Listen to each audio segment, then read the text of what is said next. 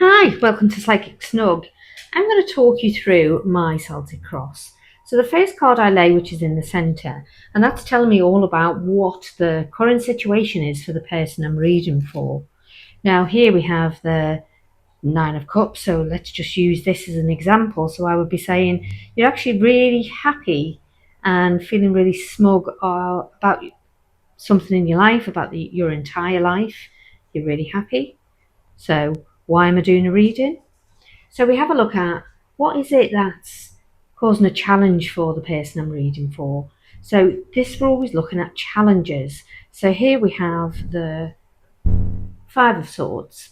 Now what the Five of Swords depicts is that there's been a battle going on, and it's normally a battle of minds. It's not really a physical battle. It's kind of like arguments, and because this is coming across as a challenge, as you can see in the card, like someone's left with three swords, and there's a couple of swords on the floor, and there's a couple of people with the backs turned to them, the one holding the swords, and they're not looking particularly happy. So the person with the swords is the one who's won this battle that's been going on.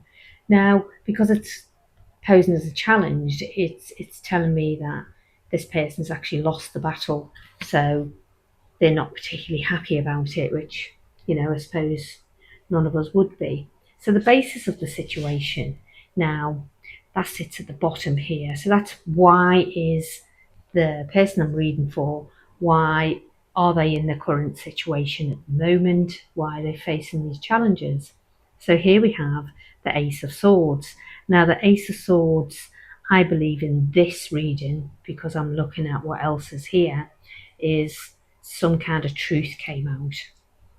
So I would be predicting that the person I'm reading for has found out about something, and they've gone into battle with whoever it is they've found the truth out about, and they've basically lost this battle. Even though they've got the truth, the person isn't owning up to the truth. So the person I'm reading for is feeling quite deflated at the moment. So this card here, which sits here, now we're looking at what happened recently in the past.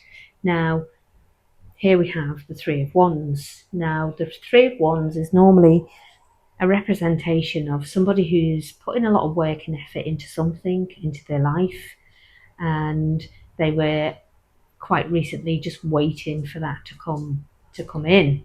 So it should have arrived by now. So I'm wondering if the things that have arrived and they've found out the truth and they've gone into this little bit of a battle which they've lost.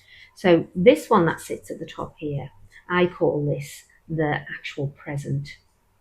So what is actually happening for the person I'm reading for in the present?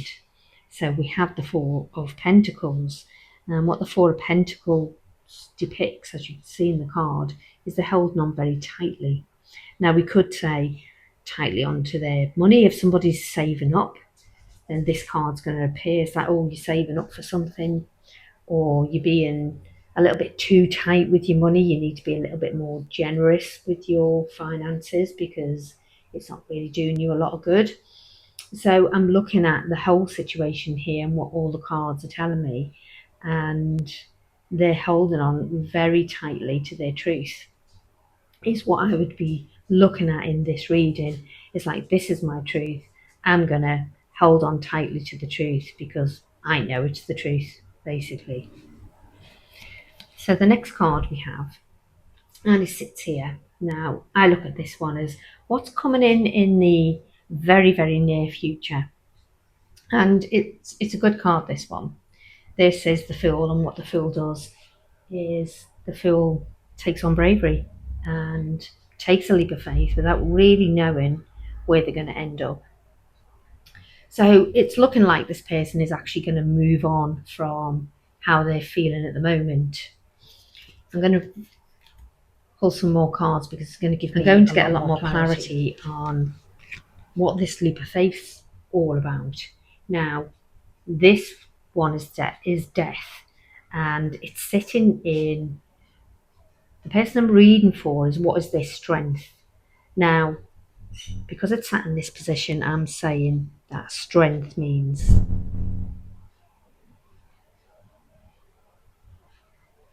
because it's sat in this position of this strength, it's the death always means the end of something, the end of a cycle. And what happens when that end appears is there's new beginnings. So this is really, really good. And I would say to the person I'm reading for, look, you're really good at just ending a situation, a cycle that's no longer making you feel good, and you're really good at doing that, which you know and learned that new cycles begin. So it's a new beginning, and I would tell them to draw on that strength. Is like, right, it's happened now, the situation is over, no more dwelling on it, and the new beginnings you can create. And then we have this one here, and what I use this one for is to have a look at the environment that the person's in, the people around them, work, neighbourhood, anything that's in their environment that's having an effect on how they are right now, or people they can go to draw on what they can offer this person. So we have the Ace of Cups, and as it follows death as well, the power. Ace of Cups is all about new beginnings, it's about rebirth, it's about new birth. So her environment, this person's environment, is ready for her to create new beginnings. Beginnings that are going to make her feel a lot better than how she's feeling at the moment. So the next one we have, and this is what we represents the person's thoughts. It's either hopes or it's fears. And as you can see, the Empress. And the Empress is such a powerful card, so much feminine energy. And what the Empress does is she's got such an ability to create abundance in their life, not necessarily financial abundance or materialistic abundance, although it can refer to that. It's just they can create an abundance in their life of whatever it is they want to create. So this is looking really, really positive. Now we have outcome, and I like to use 3 cards for the outcome. So the first card I bring out is what I say is the center of the outcome. So where's this going to go? And what's going to happen here is I use the 9 of Wands, especially in this situation, because this is a person who can really create whatever they want. And here they are, they've sat there and they've planted all these new seeds, and off they've gone and grown really, really well. Put a lot of hard work and effort into that. However, they're now stood there and they're kind of like, well, okay, what next? You know, the boredom comes in. So what sits either side for this person is we have the 4 of Swords, which is all about rest, self-care, and we have the Sun. So regardless of this person feeling a little bit bored, they're going to feel full of energy, really happy, like we do when the sun's out, the sun's shining. It gives us a lot of energy and a lot of abundance of life, and you feel, oh God, life is so wonderful. And the 4 of Swords here is this is a person who can actually take time out for themselves and do some resting. So I would look at this generally as, although they've gone through quite a tough time quite recently, they've had this battle going on, the truth they found out, which, and the truth they held on very tightly. They do move on, they've got the ability to move on, and everything turns out really happy and amazing for them.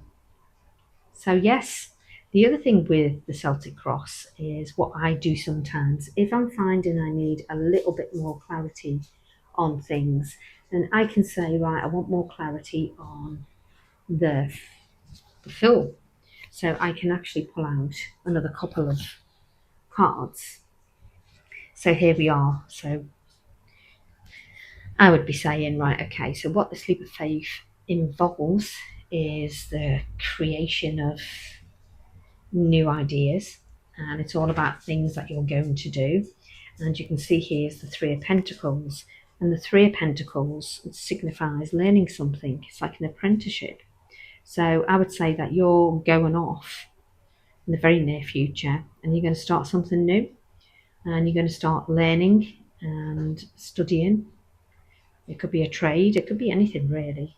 But yeah, that's clarification. And you can do this clarification on any of the cards that sit in the Celtic Cross. All you have to do is ask. You can do a shuffled card, you can cut the cards, whatever your instincts tell you to do. So yes, I hope that if you're trying to learn tarot, and this is the Celtic Cross, and I hope that's helped.